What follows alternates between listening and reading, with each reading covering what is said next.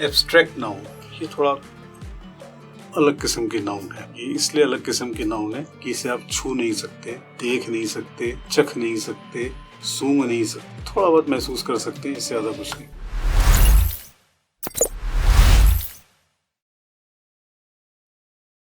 दोस्तों, दिनों दिन लोकप्रिय होते जा रहे हैं आपके पसंदीदा एजुकेशन चैनल इंग्लिश आसानी से में एक बार फिर से आपका स्वागत है।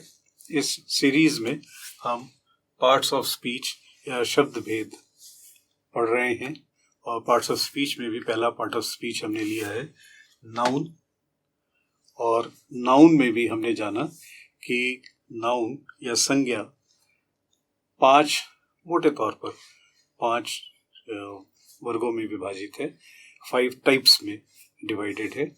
और इसमें हमने पहली 4 types proper noun, common noun, collective noun, material noun, ये हमने पढ़ी अब तक।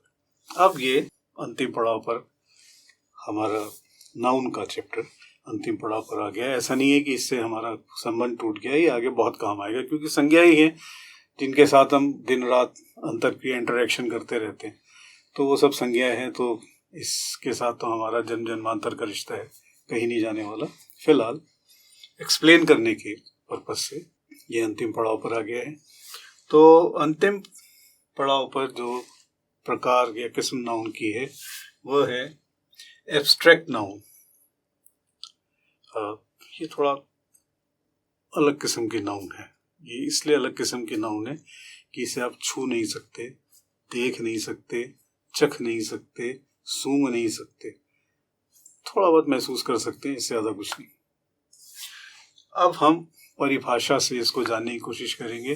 परिभाषा या डेफिनेशन क्या होती है, हमने आपको समझाने की कोशिश करी थी कि परिभाषा दरअसल बहुत सारे शब्दों को कम करके केवल उपयुक्त शब्द जो उसके लिए बिल्कुल जरूरी हो और जो संदेश को बिल्कुल स्पष्ट करते हो, ऐसे शब्दों को लेकर हम जब किसी चीज का, किसी भी वस्तु के बारे में उसके गुण बताते हैं तो उसको उसकी परिभाषा या डेफिनेशन कहा जाता है।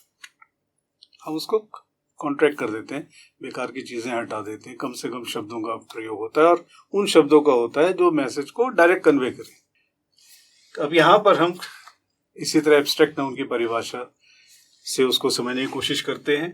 तो abstract nouns tell qualities, ideas और एक्शंस।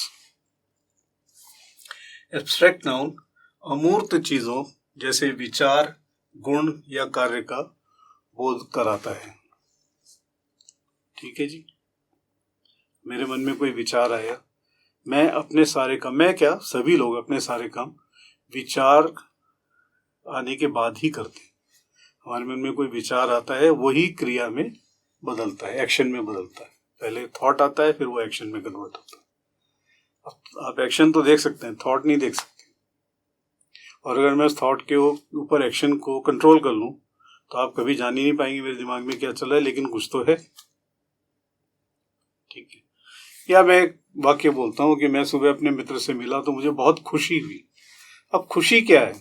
खुशी को आप पकड़ सकते हो, तोल सकते हो, गिन सकते हो, छू सकते हो? नहीं ना, महसूस कर सकते हो थोड़ा बहुत, बस कि दूसरा आदमी खुश दिख रहा है। तो इसको हम अमूर्त चीज कहते हैं, नॉन फिजिकल। फिजिकल एग्जिस्टेंस नहीं है इसका, फिर भी है। इतना है कि जिससे हम गवर्न होते हैं, हम चलते ही उस चीज, हम अपने विचार से ही तो चलते हैं। हमारे दिमाग में विचार आता है, हम वो काम करते हैं। ठीक है ना?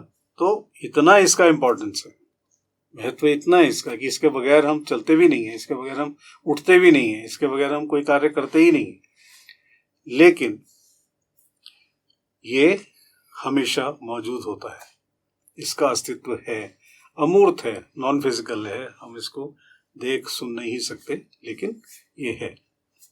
तो इस वर्ग में हम जिन चीजों को रखते हैं, जैसे मैंने कहा मैं अपने मित्र से मिला, मुझे बड़ी खुशी हुई, तो या एग्जाम में फेल हो गया, उसे बहुत दुख हुआ। अब दुख क्या चीज है, उसे आप देख थोड़ी सकते हैं। वह बड़ा बुद्धिमान छात्र है, बुद्धिमत्ता क्या होती है वो दिखाई थोड़ी देती, लेकिन है। तो ये ऐसी चीजें हैं जिनको आप नकार तो सकते ही नहीं, दे आर देयर, इनके एग्जिस्टेंस के बगैर दुनिया नहीं चलती, लेकिन आप इसको देख नहीं सकते, सुन नहीं सकते, पकड़ नहीं सकते,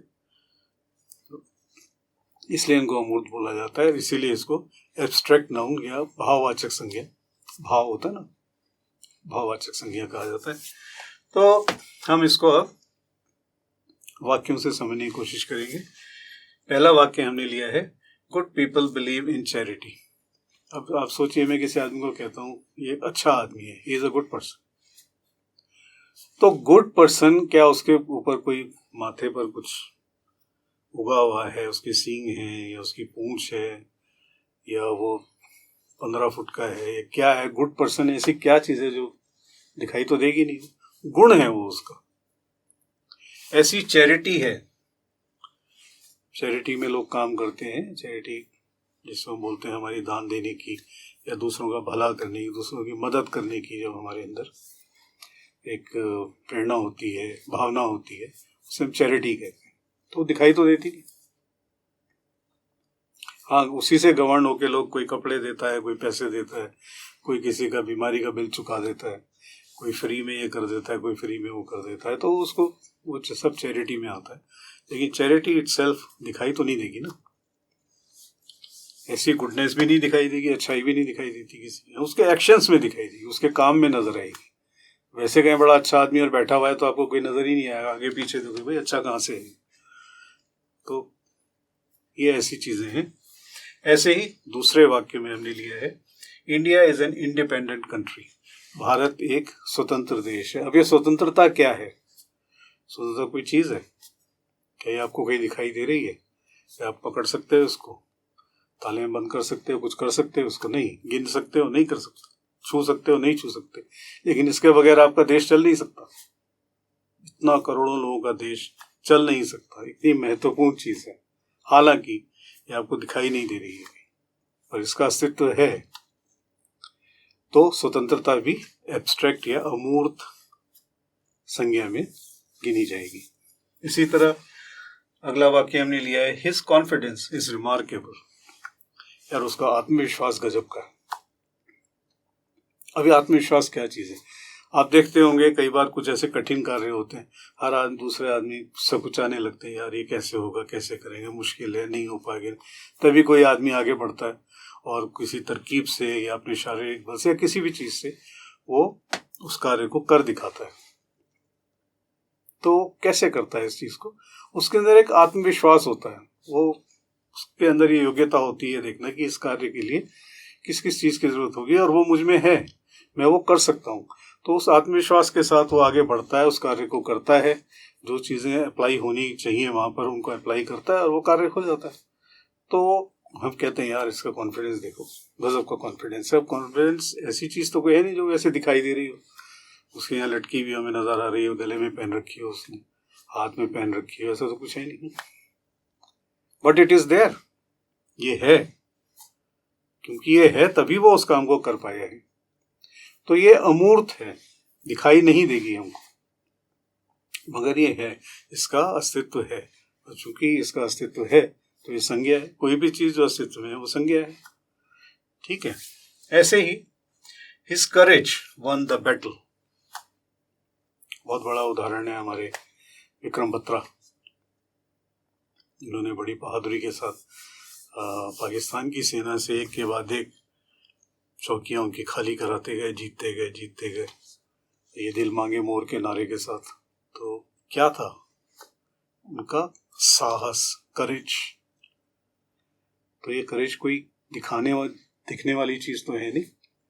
वो आदमी भी खड़ा है, वो आदमी भी खड़ा है, वो आदमी भी खड़ा है, इनमें दो आदमी कुछ नहीं कर पाते, एक आदमी साहस के साथ कुछ कर डालता है। तो उसके अंदर कुछ है ना, जो जिसने उसको ये कार्य करने की प्रेरणा दी है, उस कार्य करने के लायक बनाया और वो कार्य करके फतेह करके दिखा दिया उसने। तो इसको हम करेज कहते हैं। क्योंकि करेज है, अस्तित्व में है, करेज जैसी कोई चीज है, दिख नहीं रही है भले ही, लेकिन है तो संज्ञा है।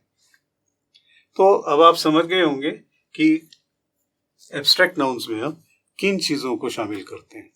वो चीजें जो अमूर्त हैं, नॉन फिजिकल हैं, हम उनको देख नहीं सकते, पकड़ नहीं सकते, गिन नहीं सकते, सूंघ नहीं सकते, लेकिन उनका अस्तित्व है क्योंकि उनकी वजह से ही बहुत से काम होते हैं और व्यक्ति गाइड ही उनकी वजह से होता है। कार्य करने के लिए उद्यत, रेडी टू वर्क होता ही उनकी वजह से, उन्हीं विचारों की वजह से होता, उन्हीं चीज़ों की वजह से होता है, तो उनका अस्तित्व है। इसको हम एब्स्ट्रैक्ट नाउन में शामिल करते हैं। तो हमें उम्मीद है कि एब्स्ट्रैक्ट नाउन ये आपको अच्छी तरह समझ में यहाँ पर आ गया होगा। अगर आपको अभी भी कोई शक शुबा है तो आप उसको कमेंट सेक्शन में लिखिए, हम उसका उत्तर ज़रूर देंगे आपको, हम ज़रूर उत्तर देंगे। आप लिखिए, निश्चिंत होकर लिखिए। तो हमें आशा है कि आपको हमारी पार्ट ऑफ स्पीच सीरीज तो अभी चलती रहेगी, लेकिन इस सीरीज में जो पहला हमने पार्ट ऑफ स्पीच लिया था नाउन के 5 प्रकार हमने यहाँ पर समझे, जाने। हमें पूरी उम्मीद है कि आपको समझने में उनको कोई कठिनाई नहीं हुई होगी, आप अच्छी तरह समझ गए होंगे, आपको हमारे अंक अच्छे लगे होंगे, आपको हमारा चैनल भी अच्छा लगा होगा। और अगर हमारा चैनल आपको अच्छा लगा है तो हमारे चैनल को लाइक कीजिए, चैनल को सब्सक्राइब कीजिए, बेल आइकन को दबाइए और अपने मित्रों, परिचितों, परिजनों के साथ इसको शेयर कीजिए और हर उस आदमी के साथ इसको शेयर कीजिए जो अंग्रेजी सीखना चाहता है या उसे अंग्रेजी सीखने की ज़रूरत है। तो हम अगले अंक में अगले पार्ट ऑफ स्पीच के साथ आपके सामने फिर उपस्थित होंगे। तब तक के लिए आगे दीजिए विदा।